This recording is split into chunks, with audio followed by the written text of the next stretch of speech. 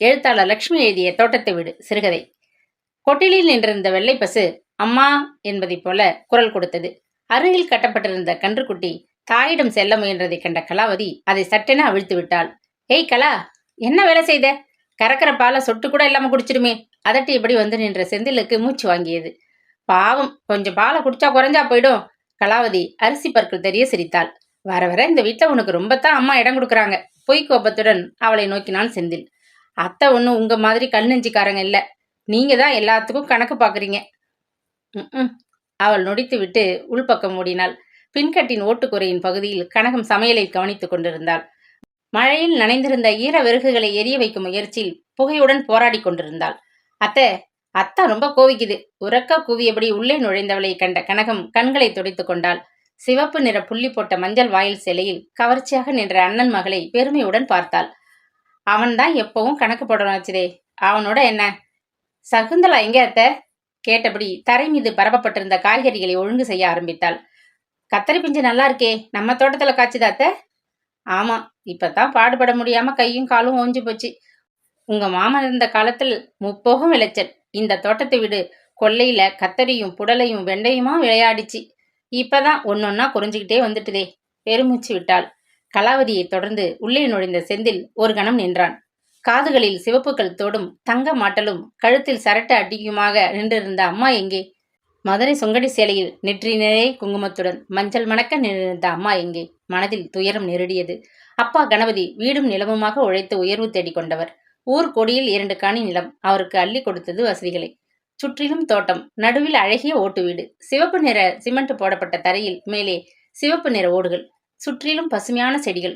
கொல்லைப்புறத்தில் காய்கறிகளின் அபரிமிதமான விளைச்சல். முன்புற வாயிலில் மனம் வீசும் மலர் செடிகள். தென்னை, மா, பலா, வாழை என்று எத்தனை பாடுபட்டு வளர்த்து விட்டிருந்தார்.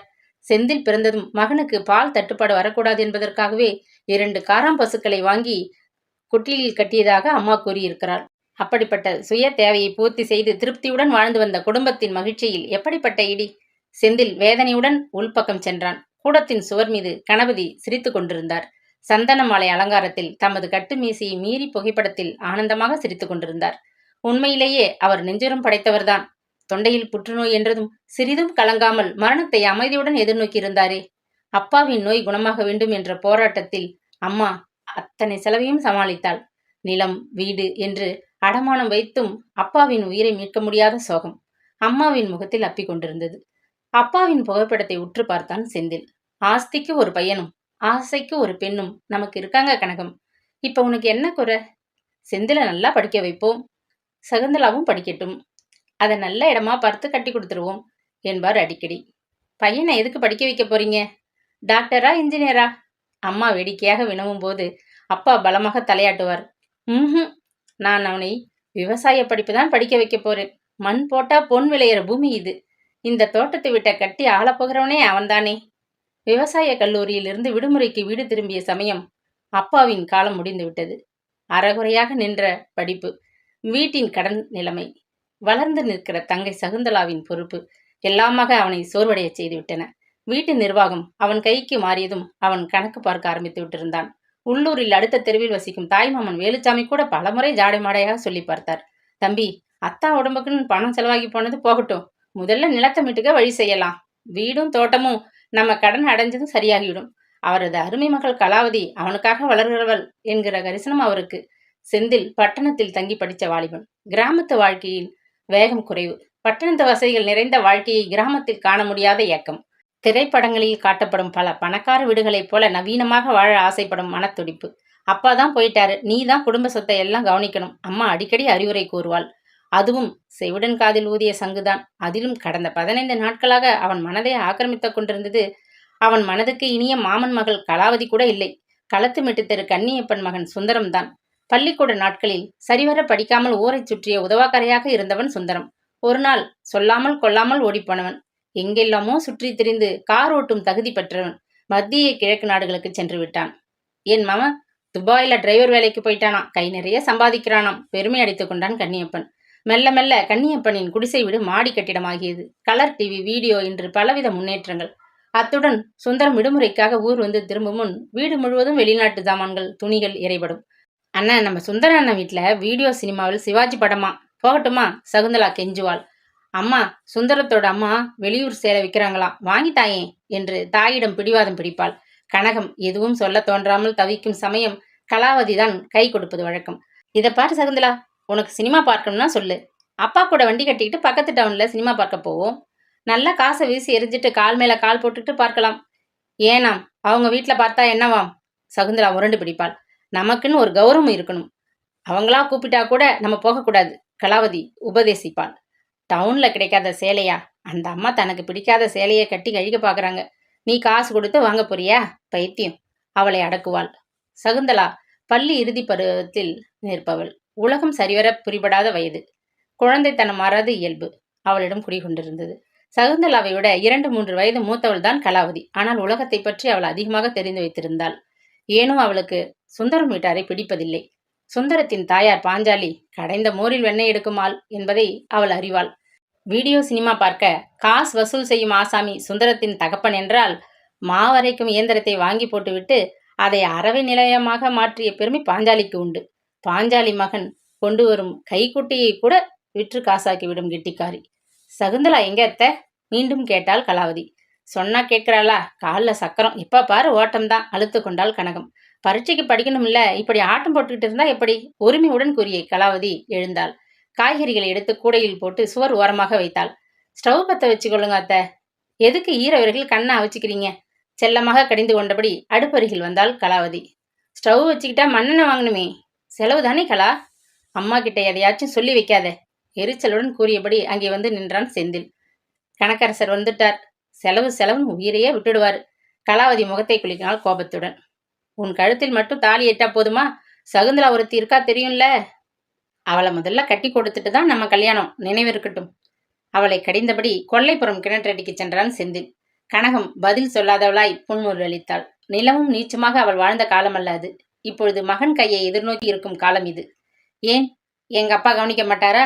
அவரு தானே இப்ப நம்ம குடும்பத்திற்கு பெரியவர். முணுமுணுத்த கலாவதி சேலையை சீர் செய்து கொண்டாள். வர்றேன் த, இன்னைக்கு அத்தானுக்கு மனசு சரியில்லை போல தெரியுது.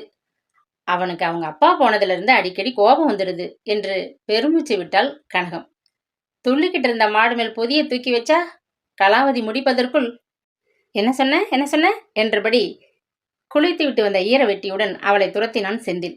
என்னப்பா, இப்பதான் வீடியோல கதாநாயகியும் கதாநாயகனும் ஓடி பிடிச்சிட்டு இருக்காங்க. இங்க வந்தா?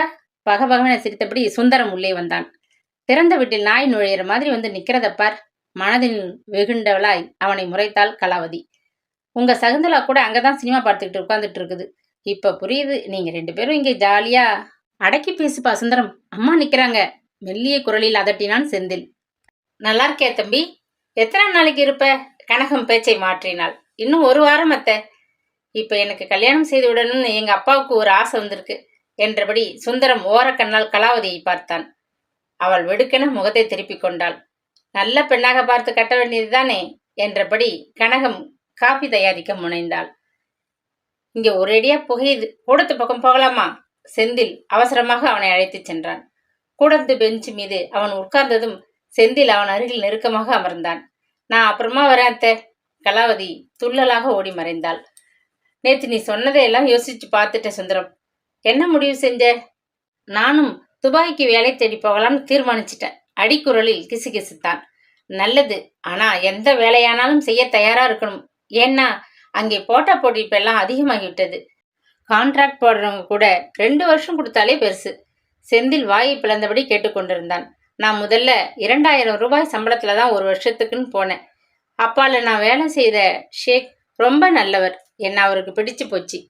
அவங்க கம்பெனியில வேலைக்கு சேர்த்துக்கிட்டாரு. இப்ப எனக்கு எவ்வளவு சம்பளம் தெரியுமா? நிறுத்தினான் சுந்தரம்.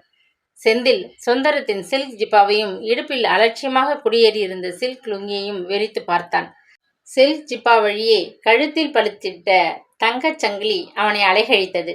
வலது கை மோதிர விரலில் போட்டிருந்த சுண்டக்காய் அளவு வைரம் மின்ன 8000 ரூபாய் சம்பளம் என்றான் சுந்தரம். செந்தில் செயலற்று போனான். 8000 இந்த நாட்டில் எத்தனை பாடுபட்டாலும் காண முடியாத பணம். வீடு நிறைய நவநாகரிகமான சாதனங்களை குவிக்க தேவைப்படும் பணம். 2 வருஷத்தில் செந்தில், ரோடு வேலையோ தோட்ட வேலையோ இல்லை ஏதாச்சும் கடையில கணக்கு எழுதுற வேலையோ ஆனாலும் பரவாயில்ல, ஒத்துக்கொள்ளு. பிறகு பாரேன், இப்ப கூட எங்க அம்மாவுக்காக ஒரு தங்க பிஸ்கெட் வாங்கி வந்தேன். 2 சரம் மணிமாலை செய்து கழுத்தில் போட்டுக்கிட்டு இருக்காங்க, நீ பார்க்கல? செந்திலுக்கு நாவில் நீர் ஊறியது. சுந்தரம், எனக்கு நீ தான் வழி செய்யணும். எப்படியாச்சும் ஏதானும் வேலை ஏற்பாடு செய்து கொடுத்துட்டேன்னா நான் உனக்கு வார்த்தைகள் அவசரத்தில் தடுமாறின. அதுக்கு என்னப்பா, என்னை விட படித்தவன் நீ. உனக்கு எடுத்த எடுப்பிலேயே நல்ல சம்பளம் கிடைக்கும். செந்தில் வாயெல்லாம் பல்லாக சிரித்தான் மகிழ்ச்சியுடன். காஃபி டம்ளருடன் வந்த கனகம் சுந்தரத்திடம் காஃபியை கொடுத்துவிட்டு, என்ன அப்படி ஒரு சந்தோஷமான சமாசாரம் என்று கேட்டாள்.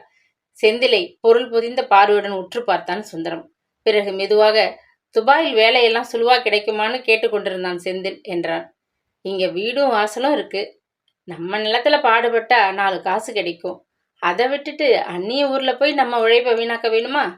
கனகம் அலட்சியமாக கேட்டாள். காஃபியை ஒரே மடக்கில் குடித்தவன் டம்ளரை தரையில் வைத்தான். என்ன அப்படி ஒரே முட்டா சொல்லிட்டீங்க? இன்னைக்கு நம்ம நாட்டுல பணப்புழக்கம் அதிகமாகி கொண்டிருக்கிறது எதனால தெரியுமா? தெரியும். ஆனா அதே சமயம் நம்ம கிட்ட நல்ல வேலை செய்யறவங்களும் இந்த பணத்துக்காக இந்த மண்ணை உதிரிட்டு ஓடுறாங்க.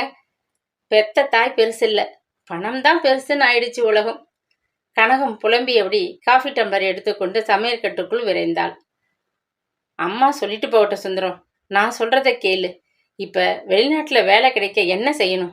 செந்தில் அழுத்தமாக கேட்டான். முதல்ல நீ 10,000 ரூபாய் தயார் செய்யணும். 10,000மா? செந்தில் அதிர்ந்து போனான்.